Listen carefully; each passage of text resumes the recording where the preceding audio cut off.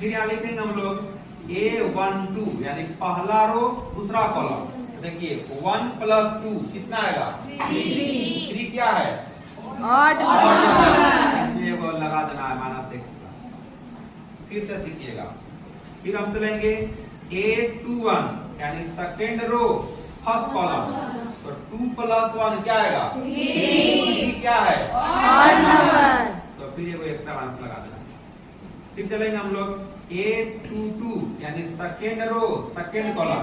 तो 2 + 2 क्या आया 4 क्या है ऐसे ही छोड़ देना। यानी जोड़ने पर यानी कि रो और कॉलम को जोड़ेंगे, अगर ऑड आया तो माइनस लगा देना, इवन आया वैसे ही छोड़ देना है, उसमें कुछ छेड़छाड़ नहीं करना। आइए देखिए 3/3 वाला। यहाँ लिख लेंगे हम लोग A11।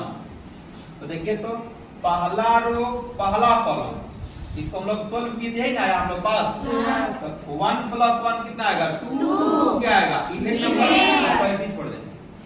फिर देखिए A12 यानी पहला रो दूसरा कॉलम, इसको सोल्व किए तो कितना आया 6 आया, लेकिन 1 + 2 क्या आएगा 3 क्या है ऑड नंबर, इसलिए कोई एक्स्ट्रा माइनस लगा देंगे। बुझा क्या बात? यही कैलकुलेशन जो हम लोग करते हैं इसको हम लोग बारीकी से अगर समझेंगे, इस बात को देखिए कैसे हम लोग बारीकी से समझते हैं। ऐसे यहाँ आइएगा, जैसे लिखिएगा हम लोग A12 क्या लिखेंगे A12 क्या लिखते हैं हम लोग -1 के पावर 1 + 3। तो यहाँ लिखेंगे नहीं, हम लोग लिखेंगे इस बात को कहाँ पे इक्वल टू लगा देंगे ऐसे, और -1 के पावर लिखेंगे 1 + 2 ऐसे लगाएंगे। कौन सा चल रहा है हम लोग पहला रो दूसरा कॉलम। तो यहां से मल्टीपल ऐसे होगा 2 चौका 8, फॉर्मूला है माइनस 1 2 जा 2।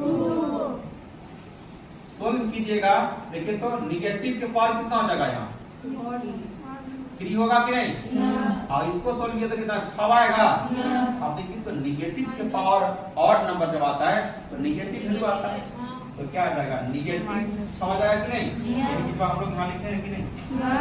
इतना सोल्व करके नहीं लिखना है, बस आपको ये देखना है जहां ये दोनों को ऐड करने पर यानी कि रो और कॉलम जो ऐड करते हैं हम लोग, ऐड करने पर ये देखना है कि ऑड आया एक्स्ट्रा माइनस, इवन आया तो इसी छोड़ देना है।